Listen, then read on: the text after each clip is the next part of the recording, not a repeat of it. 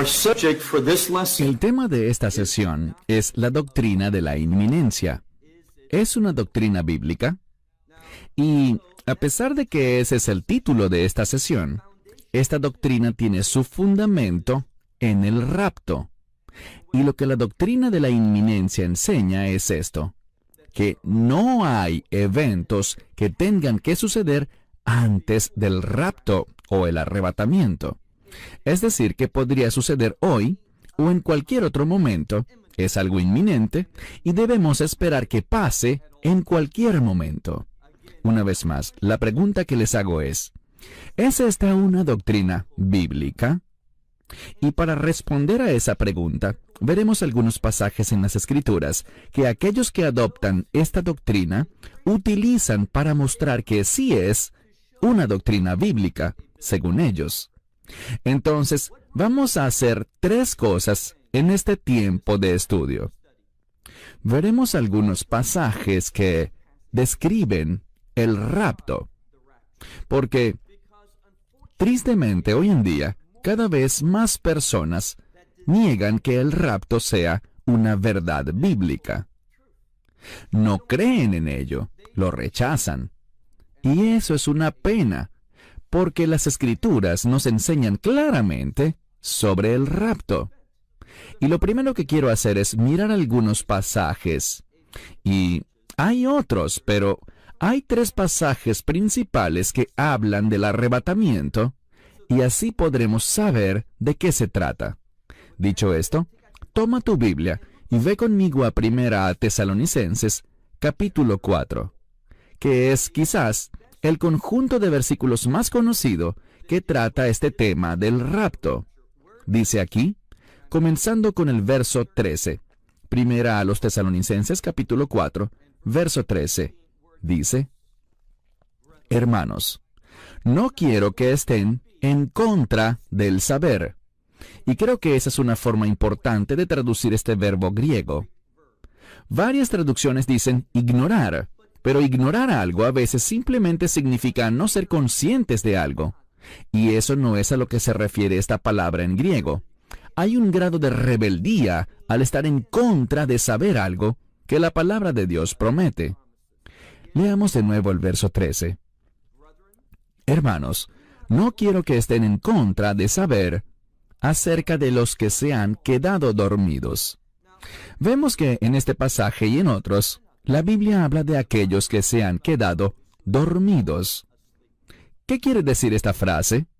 ¿La gente que ha muerto en la fe, en este momento, están durmiendo? ¿Sus almas están dormidas? La respuesta es no. Esto no es a lo que se refiere la Escritura.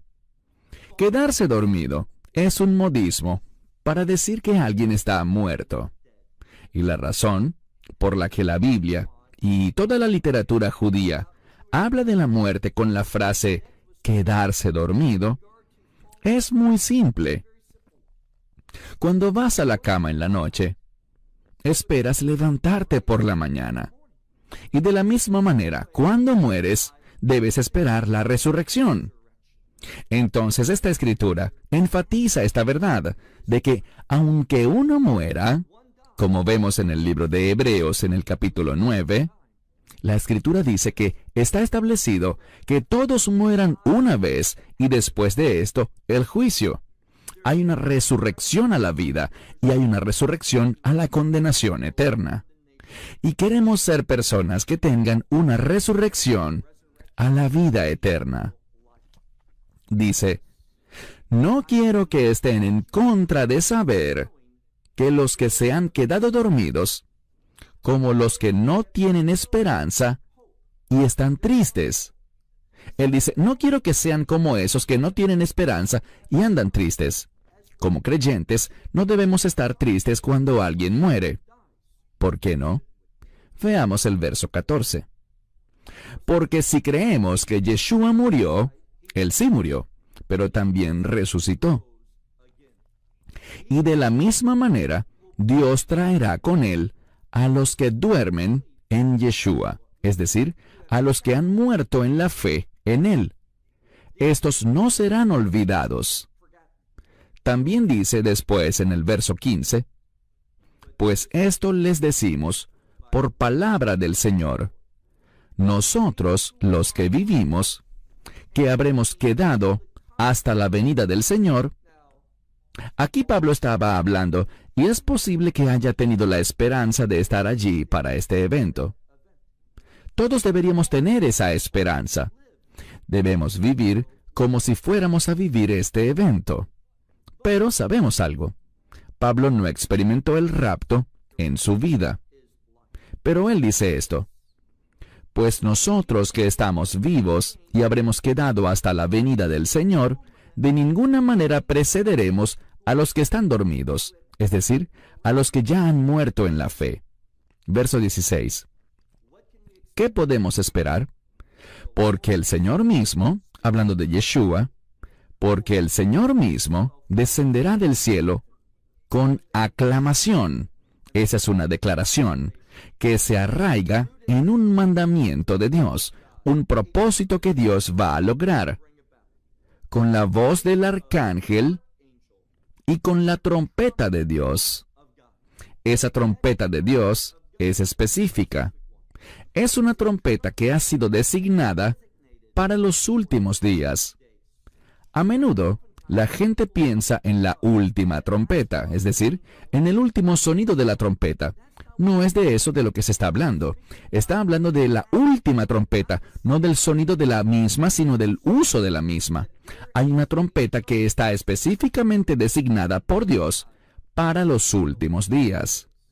Y los muertos, cuando esa última trompeta suene, dice, los muertos en el Mesías, aquellos que ya han muerto, se levantarán primero, e inmediatamente después, en una fracción de segundo, verso 17, entonces, y la implicación es inmediatamente después, nosotros que aún estamos vivos y habremos quedado, seremos arrebatados juntamente, y esta es la descripción del rapto. Es la palabra arpazo, que simplemente significa ser llevados de un lugar a otro o ser removidos. Es muy importante que veamos eso. Quisiera hacer una pausa y volveremos a esto más adelante cuando repasemos otros versos. Pero tenemos una promesa. Esa promesa no es que no seremos perseguidos. De hecho, Dios promete a los creyentes que en los últimos días seremos perseguidos. No hay problema con eso. En ninguna parte de las Escrituras dice que no deberíamos experimentar persecución y sufrimiento. Lo hemos hecho en el pasado y lo haremos en el futuro. De hecho, sabemos algo. La persecución entre los creyentes está en aumento hoy en día, y también hay un aumento en los lugares o países que se están volviendo cada vez más hostiles a la fe. Así que nada de eso debería sorprendernos. Leamos de nuevo lo que dice en el verso 17. Entonces, los que estamos vivos y habremos quedado, seremos arrebatados juntamente con ellos. ¿Dónde? En las nubes, para ir al encuentro con el Señor en el aire, y así siempre estaremos con el Señor. Me encanta esa promesa. Siempre estaremos con el Señor. Recuerdo que estuve en Europa del Este, donde la Iglesia ortodoxa es muy predominante, y enseñan algo que está en conflicto con esto. Dicen, sí, el Mesías estará aquí, en el reino milenial gobernando, pero la Iglesia estará en el cielo. Eso no puede ser, porque la Escritura dice que, desde el rapto, siempre estaremos junto a Él. Y, por tanto, ante la muerte, no debemos tener una tristeza incontrolable. Él dice aquí, por tanto, consuélense unos a otros con estas palabras. Ahora, ¿qué sabemos sobre el rapto? Sucederá rápidamente. Y el Mesías, con esa voz de arcángel, y estamos hablando de Mijael, solo hay uno. El Mesías nos sacará de este mundo y nos llevará al reino de los cielos. Y no sabemos ni el día ni la hora, pero sabemos de la cronología respecto a un evento. ¿Cuál evento? el rapto debe ocurrir antes de la ira de Dios. Quiero decirles que la gran mayoría de los creyentes evangélicos están de acuerdo con eso, que el rapto debe ocurrir antes de la ira de Dios. ¿Cuál es el verdadero desacuerdo? Es sobre cuándo comienza la ira de Dios. Hay algunos que enseñan que la ira de Dios comienza al inicio de la semana 70 de Daniel. Como lo dije anoche, y lo diré de nuevo, y lo diré varias veces, eso no tiene base bíblica. No hay pruebas que señalen que esos 7 años completos son la ira de Dios. De hecho, ¿qué aprendimos? Anoche aprendimos que una y otra vez, al hablar de esos últimos 7 años, la semana 70 de Daniel se divide en 2 mitades. Y aprendimos en Apocalipsis 13, comenzando con el verso 5, que el anticristo recibirá autoridad durante la primera mitad. En los primeros 3 años y medio, los primeros 42 meses, esos primeros 1260 días, para funcionar como Él quiera. Y solo será en la segunda mitad que comenzará la ira de Dios. Así que pasemos a un segundo pasaje bíblico que nos enseña sobre la realidad del rapto.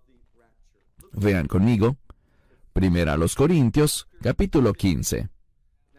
Todo este capítulo trata sobre la resurrección, y el rapto es un tipo de resurrección, pues aquellos que ya han muerto, ¿qué recibirán en el momento del rapto? Bueno, respondamos a esta pregunta. 1 Corintios 15, verso 50. Y esto digo, hermanos. Ese es un término importante, hermanos. Significa hermanos y hermanas. Es una pista hermenéutica de que está hablando a los creyentes aquí, que estas cosas son relevantes solo para los creyentes en el Mesías. De nuevo, verso 50. Y esto digo, hermanos, que la carne y la sangre no pueden heredar el reino de Dios. Para que yo pueda entrar en el reino de Dios, debe haber un cambio. Debo ser transformado. Y esto es lo que Pablo enseñará en este pasaje. Una vez más, la carne y la sangre no pueden heredar el reino de Dios, ni tampoco la corrupción. Eso es lo que es este cuerpo. Es un cuerpo de decadencia. Aquí corrupción y decadencia son sinónimos. Dice, la corrupción no puede heredar lo que es incorruptible. Verso 51. Dice, he aquí, les digo un misterio. ¿Qué quiere decir Pablo cuando habla de un misterio? El misterio del que está hablando es algo que no se entendió o no fue bien definido o descrito en el Antiguo Testamento. No era una doctrina del judaísmo, es decir, que el judaísmo no esperaba esto o no lo sabía. Puede haber alguna referencia al rapto en el libro de Isaías. Probablemente lo sea, pero fue algo que no se entendió. Así que se llama misterio. Y él dice, de nuevo, no todos dormiremos, es decir, no todos moriremos, pero, dice él, nosotros, es decir, los creyentes, todos seremos cambiados. ¿Cómo? Verso 52. En un instante, en un abrir y cerrar de ojos, a la final trompeta. Y como dije, eso no significa el último sonido de la trompeta. No es así como debe entenderse, pero tiene que ver con cuándo se usa la última trompeta, y se usará varias veces. Él dice aquí que vamos a escuchar esa trompeta específica, esa trompeta para los últimos días. Dice, a mitad del verso 52, porque la trompeta sonará, y los muertos resucitarán. ¿Cómo? Incorruptibles, y seremos cambiados. Habrá un cambio glorioso. En el verso 53 dice lo que es ese cambio y dice, porque esta corrupción, es decir, nuestros cuerpos naturales, deben vestirse de lo que es incorruptible, Y esto que es mortal, eso es lo que somos hoy, seres mortales, deben vestirse de inmortalidad.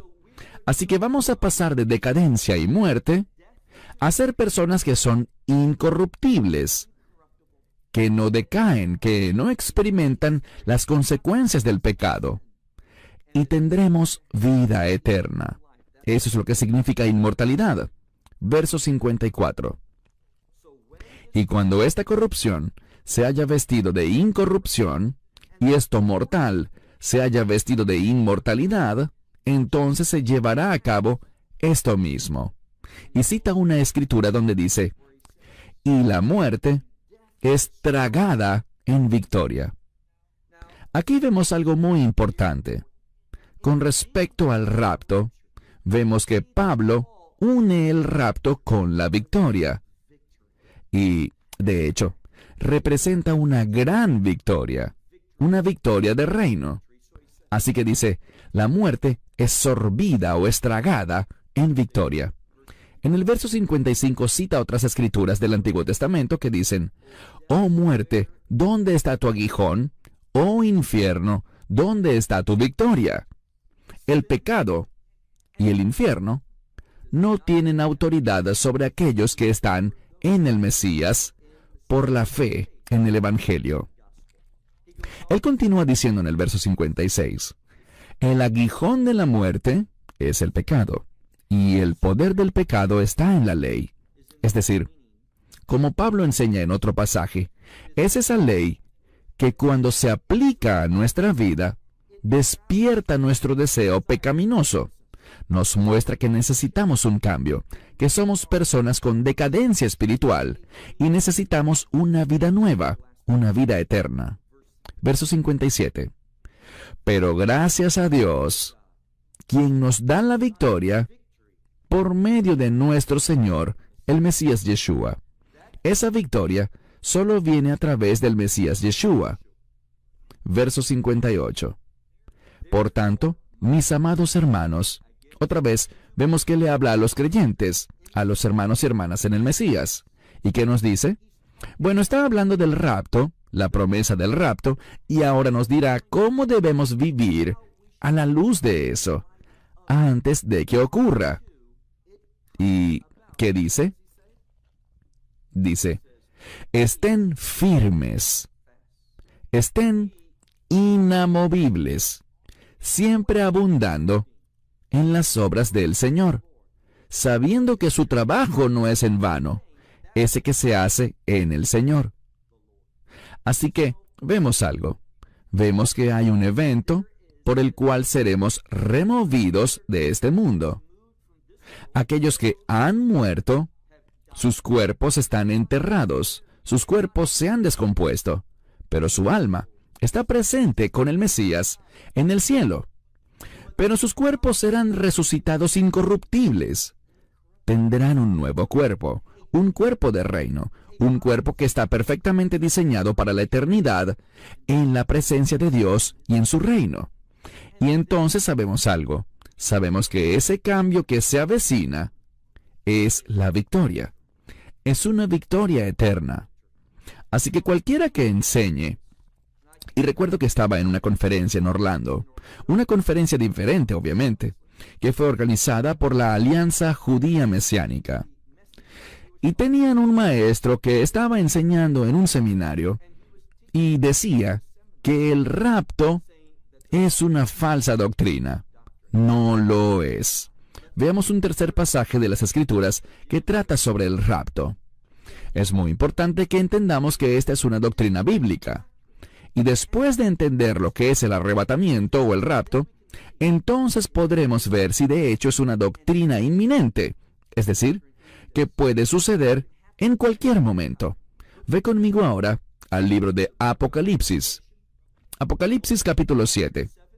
Solo veremos algunos versos, comenzando por el verso 9.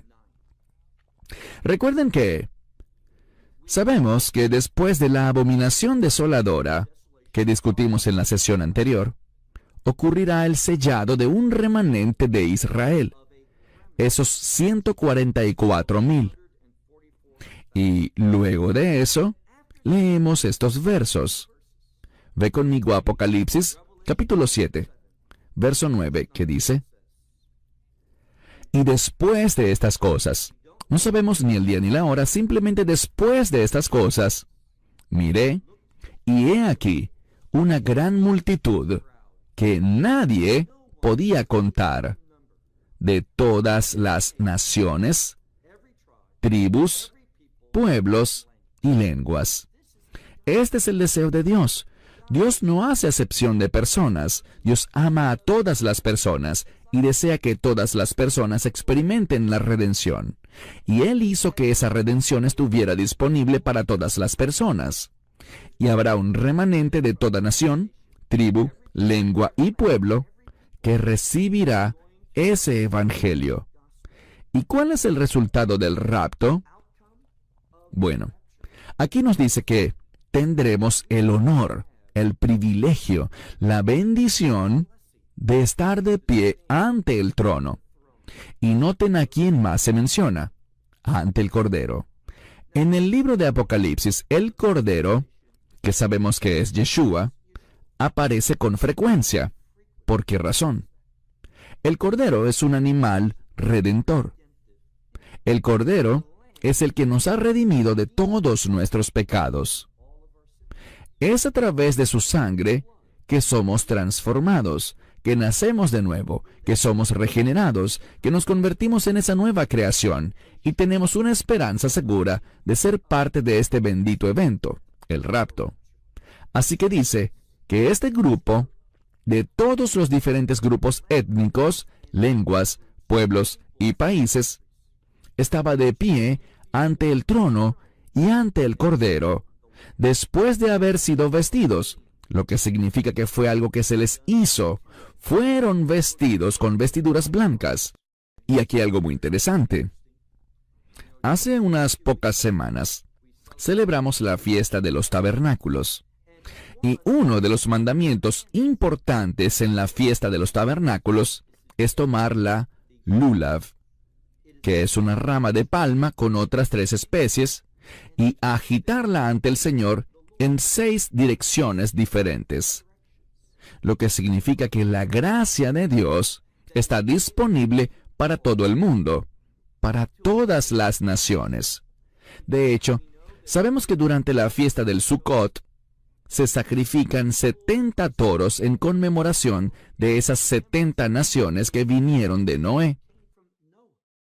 Y por lo tanto, vemos aquí que llevaban ramas de palma en la mano y aclamaban a gran voz. Se trata de un grito de alegría, un grito de victoria. Y decían: la salvación pertenece a nuestro Dios, al que está sentado en el trono, y al Cordero. Y todos los ángeles estaban de pie alrededor del trono, y los ancianos, y los 4 seres vivientes, se postraron sobre sus rostros delante del trono. ¿Y qué hicieron? Adoraron a Dios, diciendo, verso 12, amén. La bendición, y noten que dice la bendición, y la gloria, y la sabiduría, y la acción de gracias, y la honra y el poder y la fortaleza sean a nuestro Dios, por los siglos de los siglos. Amén. Lo que hemos hecho es mirar 3 pasajes que enseñan claramente esta bendita esperanza, el evento del rapto, que nos saca de este mundo, delante de Dios, delante de su trono, por el cual experimentaremos la salvación, la victoria, y tendremos el privilegio, y quiero enfatizar eso, el privilegio de adorar a Dios en la presencia de Dios. ¡Qué majestuoso! ¡Qué maravilloso! ¡Qué impresionante! Y lo que quiero hacer ahora es compartir con ustedes algo que rara vez se enseña. Y es que hay un término para el rapto que aparece nombrado 6 veces en el Nuevo Testamento. Y se llama el día del Mesías, el día de Cristo, o el día del Señor Yeshua, o el día del Señor Yeshua el Mesías. Y al ver estos pasajes, ahora veremos brevemente 5 de ellos. 6 veces aparece la mención del día del Mesías en el Nuevo Testamento. Y luego hablaremos de una de esas menciones, que no discutiremos ahora, sino más adelante en otro estudio, pues nos da una mayor perspectiva para comprender la realidad del rapto. Pero quiero que vayamos a 1 Corintios, capítulo 1, versos 7 y 8. Repito, 1 Corintios, capítulo 1, versículos 7 y 8. Aquí vemos algo referido al rapto. Verso 7, en la mitad del verso, donde dice, esperar, esa palabra puede traducirse como estar a la expectativa. Veremos que este es un gran concepto con respecto al rapto. Deberíamos estar esperando y deberíamos estar a la expectativa. ¿Qué dice aquí? La manifestación, es decir, la aparición, la manifestación de nuestro Señor, el Mesías Yeshua. ¿Y qué hace Él? Él los ha sostenido hasta el fin. Noten eso. ¿Por qué se menciona que Él nos ha sostenido? Lo que significa que Él ha provisto, Él nos ha ayudado a llegar hasta el fin. ¿Y para hacerlo cómo? Sin mancha. ¿Cuándo? En el día de nuestro Señor, el Mesías Yeshua. Esto es muy importante, el día del Mesías Yeshua. Vamos a otro pasaje. Este se encuentra en 2 Corintios, capítulo 1, verso 14. 2 Corintios, capítulo 1, verso 14. Pablo le habla a personas que él y otros con él han llevado a la fe. Y él dice, en 2 Corintios, capítulo 1, verso 14, tal como ustedes saben en parte, es decir, en este momento solo tienen una comprensión parcial de algo. Y luego dice, somos vuestro regocijo, así como también vosotros sois nuestro regocijo. ¿Cuándo? En el día del Señor Yeshua. ¿De qué está hablando? Él está diciendo que cuando experimenten este maravilloso evento del rapto, cuando sean transformados y experimenten la salvación en la plenitud, esta victoria sobre el pecado, cuando se vuelvan incorruptibles e inmortales, ¿qué dice allí? Dice que entonces serán nuestro regocijo, cuando los veamos experimentando eso. Y también dice que nosotros seremos el regocijo de ustedes, ¿cuándo? En este día del Señor Yeshua. Veamos otro. Filipenses capítulo 1, verso 6. Dice aquí, estando plenamente convencido de esto, que el que ha comenzado la buena obra, ¿quién es ese? Dios Padre. Él ha comenzado una obra. ¿Y qué dice? Él la completará. ¿Recuerdan qué vamos a obtener? Ese nuevo cuerpo. Ese cuerpo glorioso, ese cuerpo que está perfectamente diseñado para la eternidad, para estar en la presencia de Dios en su reino.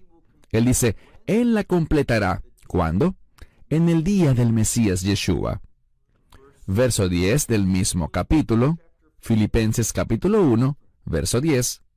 Él dice que, a la luz de esta promesa, quiere que nos comportemos de cierta manera, dice, para que puedan probar las cosas excelentes, para que sean puros y sin mancha. ¿Para cuándo? El día del Mesías. Para que podamos documentar, esa es la palabra literal en griego, que yo traduje como probar, para que documenten las cosas excelentes.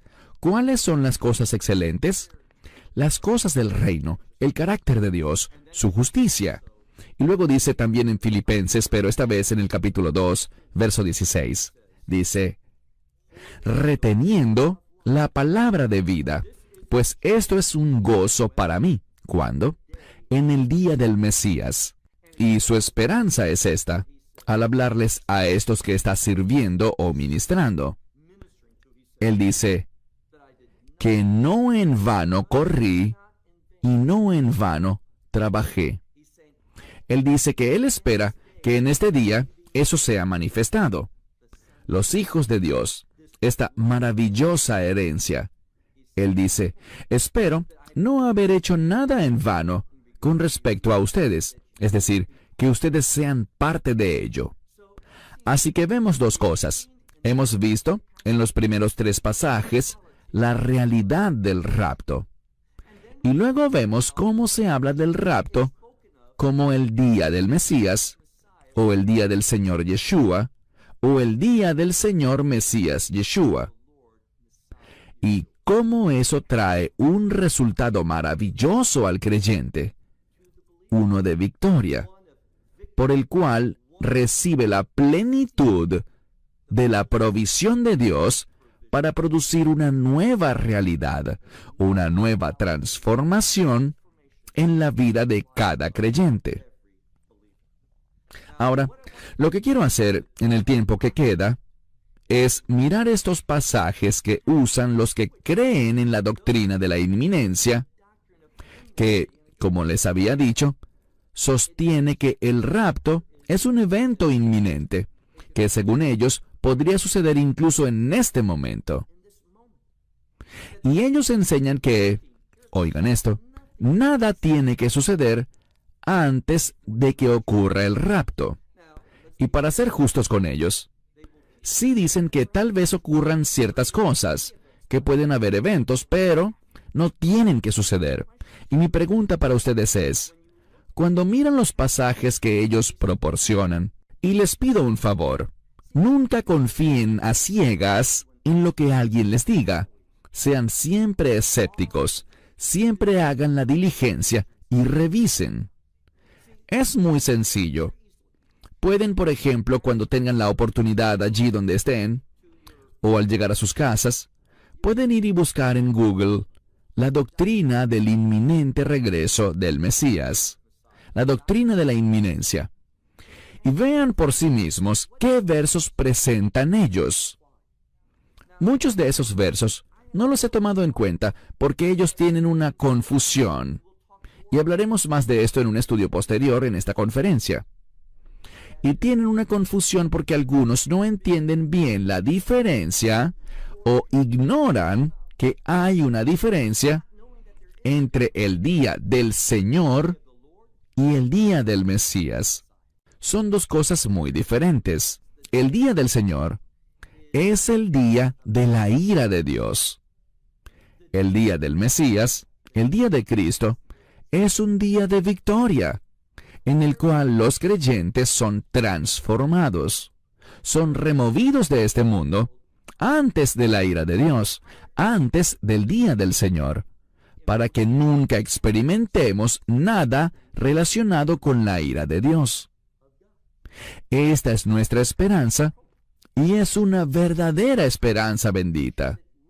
La pregunta que aún tenemos que responder es, los versículos que nuestros amigos nos presentan, y que según ellos enseñan la doctrina de la inminencia, ¿realmente enseñan eso? Y de nuevo, quiero ser una persona de moral y ética. Busquen ustedes mismos los versículos que les presentaré y vean, ¿son estos realmente los versículos que proporcionan los que profesan y adoptan esa doctrina? ¿Son estos los versículos que proporcionan? ¿O he hecho algo injusto y he tomado versículos que nunca usarían y se los presento a ustedes para expresar y fijar mi punto de vista? Así que, pídanme cuentas y revisen eso. Comencemos con el primero. Marcos, capítulo 13, verso 32. Y aquí está el problema. Muchos simplemente confían en su lógica, se apoyan en su propio entendimiento y sacan conclusiones inmaduras. ¿Por qué digo eso? Leamos Marcos 13, verso 32. Dice esto: pero el día y la hora nadie sabe. ¿El día y la hora de qué? Todos están de acuerdo en que estamos hablando del rapto. Dice, el día y la hora nadie sabe, ni siquiera los ángeles, ni el Hijo, sino solo el Padre. ¿Lo creo así? Sí lo creo. Yo creo que nadie sabe cuándo sucederá el rapto. Pero la gente usa este versículo incorrectamente. Dice, ni el Hijo. Una de las cosas sobre el Hijo, en las Escrituras, es que Él es totalmente sumiso a su Padre, y por lo tanto está esperando. No es obediente por alguna preferencia. Él es obediente, Él espera en sumisión a los mandamientos de su Padre. Ahora, Él, siendo Dios y siendo omnisciente, sabe todas las cosas, pero aquí como Hijo, se ha sometido a la obediencia perfecta al Padre. Pero tengan la seguridad de que nadie sabe el día ni la hora del rapto. Y aquí está el problema. Es apropiado que alguien diga que como no sabemos el día ni la hora, no tenemos ese conocimiento. Puede ocurrir en cualquier momento, y no hay eventos que deban suceder antes. ¿Es esa una conclusión adecuada? Déjenme contarles una anécdota para explicar por qué no es así. Mi esposa tiene una amiga cercana, y cuando era solo una niña, de unos 7 años de edad, ella esperaba con ansias su boda. De hecho, cuando era adolescente, incluso compró cosas para el día de su boda. Ella esperaba casarse, ella estaba esperando casarse, pero ese deseo no significaba que el día de su boda fuera inminente. Cuando estaba haciendo todas estas cosas, nunca había tenido una cita en su vida. Así que simplemente no saber algo no significa que pueda suceder en cualquier momento. Pero este es el versículo principal que dan los que creen en la doctrina de la inminencia. No sabemos ni el día ni la hora, así que podría suceder en cualquier momento, incluso ahora. Esa no es la conclusión adecuada. Ahora, lo que las Escrituras nos dirán es esto. Las Escrituras nos dirán que debemos estar vigilando. Estoy de acuerdo con eso, pero ¿vigilando qué? Les compartiré antes de concluir lo que debemos vigilar a la luz de la promesa del rapto.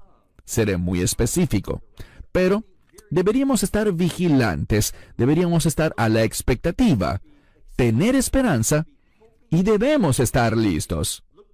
Veamos ahora Mateo 24, verso 44.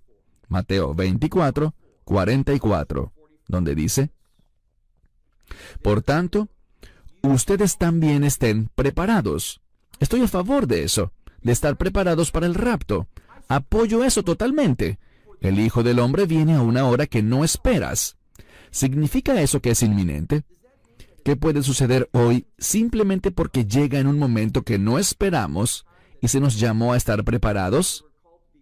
¿Es esa una conclusión correcta que por el verso 44 de Mateo 24, el rapto es inminente, incluso ahora?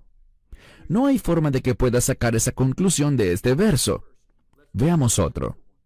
Romanos capítulo 8, verso 19. ¿Qué dice? Romanos capítulo 8, verso 19. Porque la ferviente expectativa de la creación es aguardar ansiosamente que la manifestación, y creo que esta es la transformación de nosotros en los hijos de Dios.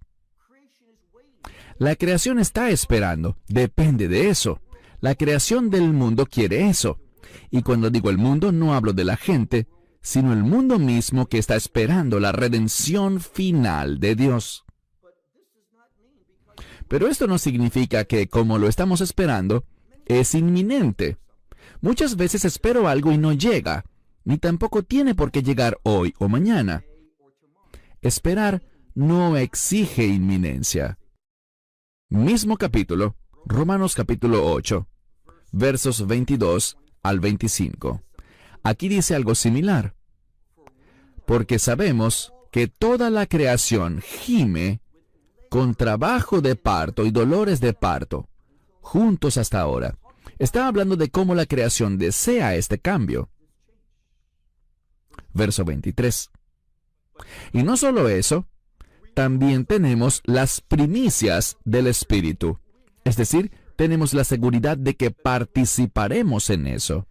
Y porque queremos este resultado, dice, gemimos dentro de nosotros mismos, esperando ansiosamente la adopción, la redención de nuestro cuerpo. Lo que hablamos antes, que suceda esta transformación. Porque fuimos salvos, verso 24, fuimos salvos con esta esperanza, pero una esperanza que se ve no es esperanza, pues ¿quién sigue esperando lo que ya ve? Así que si lo vemos, no lo esperamos. Se nos manda a esperar esta promesa. Pero como esperamos lo que no vemos, aguardamos ansiosamente. ¿Sí? Se supone que aguardemos ansiosamente. Y noten algo más, con perseverancia. Esto es importante porque en nuestra sesión final veremos unas instrucciones para el creyente en los últimos días. Y veremos que, una y otra vez, en las Escrituras, el Mesías instruye a los creyentes de los últimos días, a persistir y perseverar. Y mi pregunta es esta.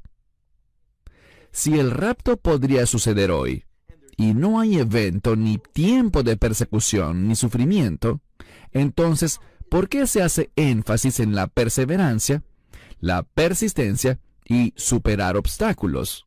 Simplemente no es correcto decir que el rapto es inminente, que puede suceder en cualquier momento. Veamos otro pasaje, Filipenses capítulo 3, versos 20 y 21, donde dice, porque nuestra ciudadanía está en el cielo, de donde también esperamos ansiosamente al Salvador, el Señor Mesías Yeshua. Esto es cierto, debemos esperarle ansiosamente. ¿Y qué hará Él? Bueno, como hemos aprendido, Él transformará nuestro cuerpo de humillación para que tenga la misma forma de su cuerpo glorioso. De eso se trata realmente la predestinación. Se ha predeterminado que todo creyente será transformado en un cuerpo glorioso como Él, de acuerdo con la operación por la cual Él puede sujetar todas las cosas a sí mismo. Es decir, que Él puede reconciliar todas las cosas a través del poder del Evangelio. Maravillosa promesa, yo la creo, pero ¿dónde dice que debido a este versículo, eso podría suceder en cualquier momento, incluso ahora, que el rapto es inminente? No vemos eso en ninguno de estos versículos, simplemente dice que lo esperemos, y a veces esperamos por cosas un largo tiempo. Y les demostraré en un momento que no hay nada en la Biblia que pruebe que el rapto podría suceder hoy. No puede ser así. Y veremos por qué más adelante. Veamos ahora Colosenses capítulo 3, verso 4. Lo que sucede muy a menudo es que a las personas les encanta tener muchos versículos para justificar una doctrina.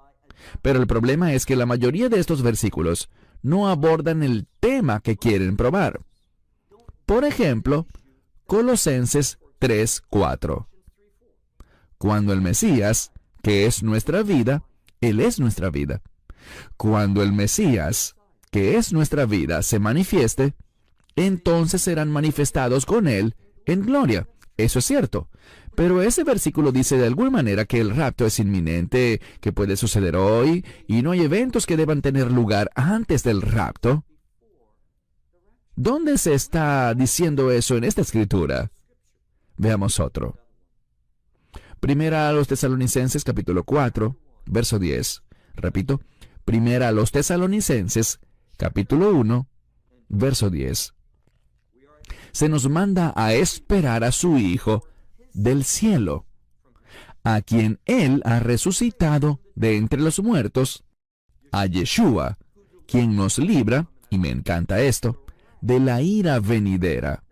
Nuevamente, lo que encontramos es que el rapto sucede con el fin de librarnos de la ira de Dios. Y estoy de acuerdo. Pero tenemos que saber cuándo viene la ira de Dios. Es de eso que somos liberados. No somos liberados de la tribulación, no somos liberados de la persecución, no somos liberados del sufrimiento. Somos liberados específicamente de la ira de Dios. Así que esto es lo que sé, que no debemos esperar el rapto hasta que la ira de Dios esté cerca. Veamos otros más. Primera a los Tesalonicenses, capítulo 5, versos del 6 al 11. Primera a Tesalonicenses, capítulo 5, versos 6 al 11. Dice, en el verso 6, por tanto, no durmamos como los demás, sino hagamos ¿qué? Vigilemos. En nuestra primera sesión, les mencioné que el Mesías manda a los creyentes, a la luz de los tiempos finales, a que vigilen. Compartí con ustedes que él usa 3 palabras diferentes, y esto es significativo. La primera, blepo, significa mantenerse observando algo. Se refiere a prestar atención, vigilar y recopilar información. Eso es blepo. La segunda es pros-ergo. ¿Qué significa? Bueno, es aferrarse a algo. Y es una palabra de fidelidad. Es decir, que cuando estás atento a estas cosas, no permitas que lo que ves cambie lo que crees, sino mantente aferrado a esas promesas clave, esas verdades bíblicas. No permitas que eso que esté sucediendo, ¿y qué estará sucediendo? Pruebas, dificultades, sufrimiento, persecución, muerte de creyentes que son arrojados a la cárcel. Todas estas cosas de las que habla el Mesías, y hablaremos más de ellas en un estudio posterior de esta conferencia. Antes de finalizar la conferencia, habremos alcanzado una buena comprensión de los eventos de los últimos días y lo que la Biblia dice y la manera correcta de entenderlos a la luz de otros eventos. Así que nos dice que vigilemos y seamos sobrios. Y la palabra vigilar, recuerden que hay 3, no es la primera ni la segunda. De hecho, el nombre Gregorio proviene de esta palabra griega. Y si haces un buen estudio de ella, significa vigilar, pero en un entorno militar. Significa vigilar al enemigo. Nunca oyes a nadie decir esto. Cuando el Mesías, cuando Pablo en este caso, y cuando Pedro en otros pasajes, mandan a los creyentes a la luz de los últimos días a que vigilen, usan una palabra que significa vigilar al enemigo. Es la misma palabra que se usa cuando el Mesías les dijo a los discípulos en el huerto de Getsemaní que velaran y oraran. ¿Por qué? El enemigo ya venía a arrestarlo y quería que ellos oraran para que fueran fieles, para que no anduvieran negando, que no se esparcieran ni mostraran infidelidad. Pero no oraron. Se durmieron. Así que leemos, no durmamos como los demás, sino vigilemos y seamos sobrios. Es decir, tengamos una mentalidad correcta. Verso 7. Porque los que duermen, duermen de noche. Es decir, en la oscuridad, están a oscuras, y los que se emborrachan, emborracharse en la Biblia tiene que ver con escapar de la realidad. Los que se emborrachan de noche. Pero nosotros, ¿quiénes somos? Nosotros que somos del día, seamos sobrios, y pongámonos la coraza de la fe y el amor, e incluso el casco de la esperanza de salvación. ¿Por qué la esperanza de salvación?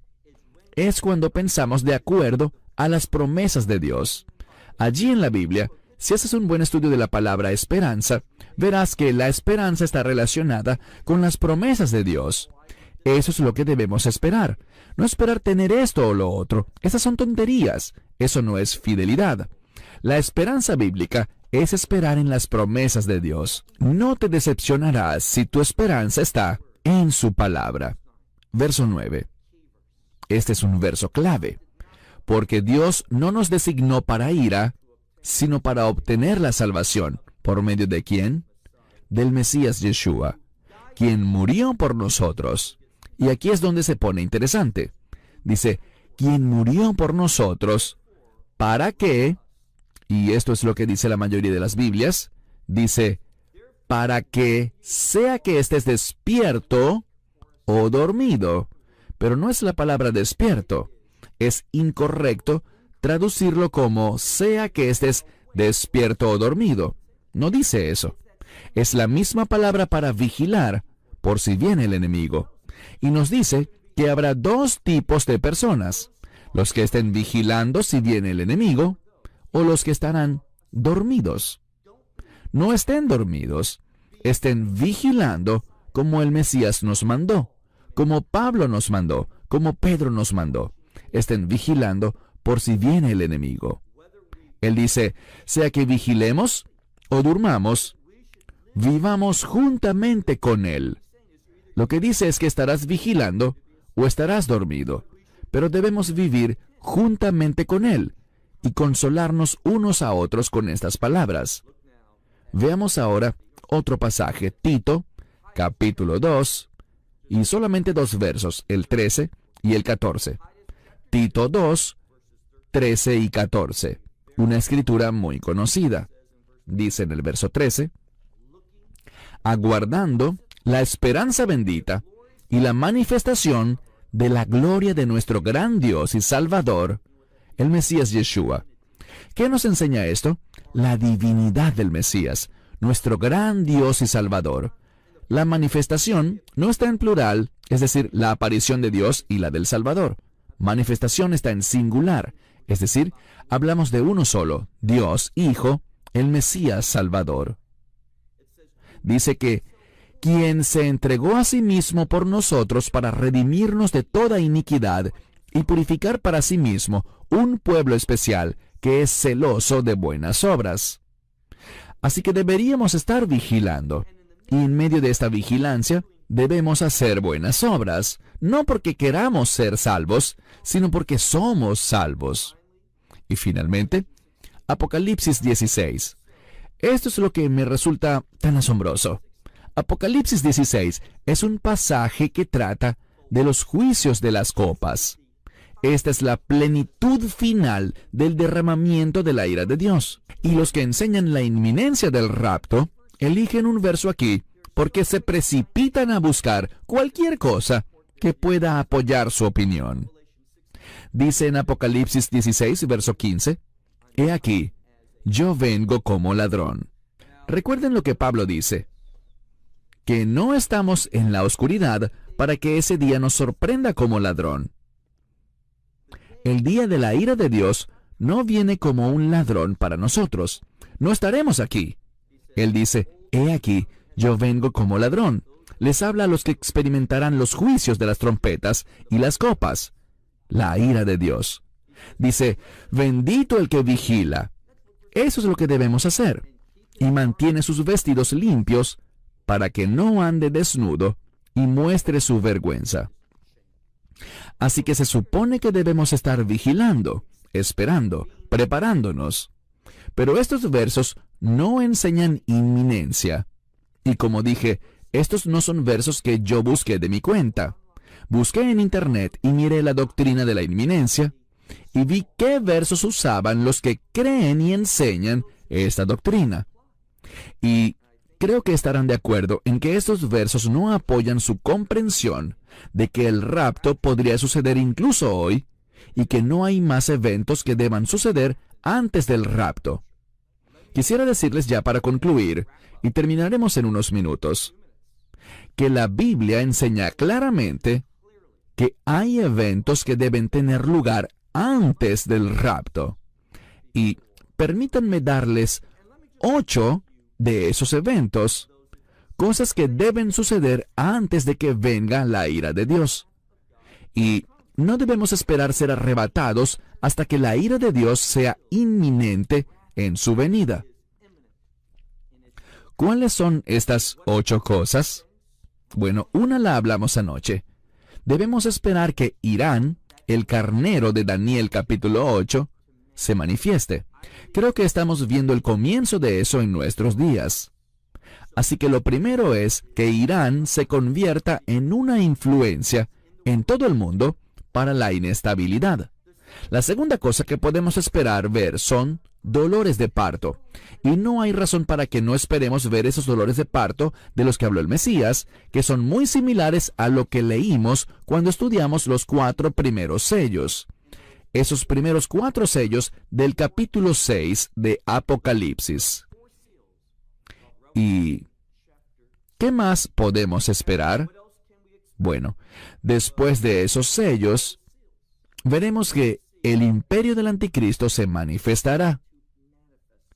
Y haremos una sesión dedicada al tema de si la iglesia verá o no verá el imperio del anticristo y el anticristo mismo. Y veremos, como dice aquí, que lo tercero que pasará antes del rapto es que el imperio del anticristo vendrá. ¿Qué más? Como vamos a ver más adelante en otra sesión, habrá un tiempo de apostasía dentro de la iglesia. Eso tiene que suceder antes del rapto. Y luego también habrá ese quinto sello que se relaciona con un tiempo de intensa persecución y sufrimiento para los creyentes a causa de su fe. Eso sucederá, como he dicho, no hay ninguna escritura que nos diga que no seremos perseguidos o que no pasaremos por tribulación. Lo que la escritura dice es que no pasaremos por la ira de Dios. Así que los amigos míos que no están de acuerdo conmigo, y podemos no estar de acuerdo con Amor, pero ellos enseñan que toda la semana 70 de Daniel es la ira de Dios. No hay versículo que apoye eso. Búsquenme ese verso. Compartan eso conmigo. Yo puedo compartirles un verso, como ya lo he hecho 2 veces. Apocalipsis 13:5.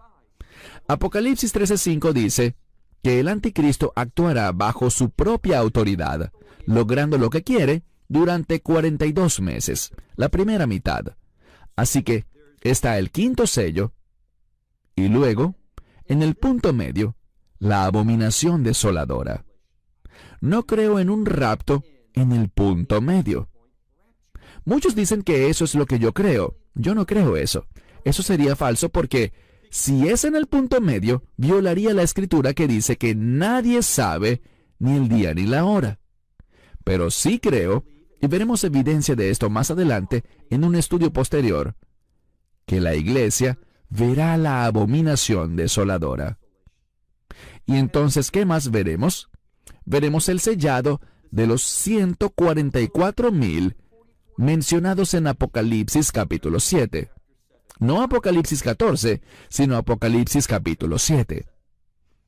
Y el último evento que la iglesia verá antes del rapto es una señal que anuncia la ira de Dios. Vemos que esto se menciona principalmente en 2 pasajes de la Escritura. Hacia el final de Joel capítulo 2, que es Joel capítulo 3 en la Biblia hebrea, pero en español y en otras Biblias está al final del capítulo 2 de Joel, donde dice que antes de este día grande y temible del Señor, es decir, el derramamiento de su ira, se nos dice que el sol se volverá negro como silicio, y la luna se volverá roja como sangre. Este es un evento que sucede antes del día del Señor. Y también vemos esto que se menciona en forma idéntica en el libro de Apocalipsis, capítulo 6, en el 6º sello. Hablaremos más sobre esa porción de las Escrituras más adelante en otro mensaje de esta conferencia. Y veremos que el 6º sello anuncia la ira de Dios, pero no lo dice de esa manera. Dice la ira del Cordero. ¿Y qué pasará? Pueden leer en ese pasaje en Apocalipsis capítulo 6, versículos 12 al 17, donde dice que el sol se oscurecerá y la luna se volverá roja como sangre. ¿Cuándo? Antes de la ira del Cordero. Cuando miramos la promesa del rapto, es real, es un evento maravilloso. Pero lo que la Escritura dice con respecto a cuándo pasará, es que sucederá antes de la ira de Dios. Y la Biblia lo deja claro, Estudiaremos esto en otro mensaje de esta conferencia. Veremos los eventos descritos en el libro de Apocalipsis que muestran y comprueban que los que enseñan falsamente que el rapto puede suceder en cualquier momento, incluso esta noche, y que no hay eventos que tengan que pasar, eso que ellos enseñan es falso. No hacen otra cosa que decirle a la gente lo que quiere oír. Concluiré con esta historia. Estaba compartiendo algo similar a esto, y una señora mayor, muy agradable, se me acercó enojada y me dijo, ¿así que no crees en un rapto bíblico? Yo dije, ¿por qué dices eso? Ella dijo, porque enseñas que vamos a ver al anticristo. Le dije, el que esté vivo en los tiempos finales hacia el rapto, sí lo verá. Ella dijo, pero lo que me enseñaron, lo que creo y con lo que estoy contando, es que el rapto me salvará de todas las maldades del anticristo, todas sus acciones, todos sus tormentos. Y le dije, respetuosamente, ¿en qué parte de la Biblia está el versículo que dice que el rapto sucede para salvarnos del anticristo? Verán, la gente se pone a hacer suposiciones. ¿Qué suponen? Ellos suponen que toda la semana 70 de Daniel es la ira de Dios, y que el anticristo no comenzará hasta esos 7 años. Y como en todo ese tiempo ocurre la ira y el anticristo no comienza hasta entonces, piensan que no lo veremos. Esa es una teología basada en un conjunto de suposiciones que no pueden ser justificadas bíblicamente. Permítanme concluir diciendo esto. Todos tendremos que rendir cuentas ante Dios por lo que creemos y, con suerte, lo que estamos compartiendo con los demás. Quiero ser una influencia piadosa y, por tanto, no estoy en la libertad de andar diciendo lo que la gente quiere oír. Estoy obligado a mirar cuidadosamente la Escritura y tratar con la Escritura de una manera que sea defendible. Y cuando leo estos versículos de las Escrituras que dan para apoyar la doctrina de la inminencia, no veo nada que diga que es inminente. No veo nada que diga que no tienen que suceder eventos previos. Lo que veo es que estos pasajes nos dicen que estemos vigilantes, que estemos preparados, que estemos alertas, que estemos esperando el rapto. Pero en ninguna parte nos enseñan que podría suceder hoy. Muy por el contrario, hay eventos que deben ocurrir antes de la ira de Dios. Y cuando miro la promesa del rapto, veo el fundamento. Es un evento que sucede inmediatamente antes de la ira de Dios. Bueno, cierro con esto. Hasta la próxima sesión. Que Dios les bendiga y nos veremos en las siguientes sesiones. Hasta entonces, Shalom. Until then, Shalom. Esperamos que te hayas edificado con el mensaje de hoy y lo compartas con otros. Te invitamos a seguir nuestros estudios cada semana por este canal y por el portal de YouTube de Amarás a Israel. También puedes descargar nuestra aplicación móvil gratuita, Mi Estudio Bíblico. Finalmente, para obtener más información sobre nosotros, visita nuestra web amarasaisrael.org, donde encontrarás otras conferencias de Baruch en audio, video y texto. Hasta el próximo programa. Que el Señor te bendiga en Yeshua HaMashiach, Jesús el Mesías, mientras caminas con Él. Shalom desde Israel.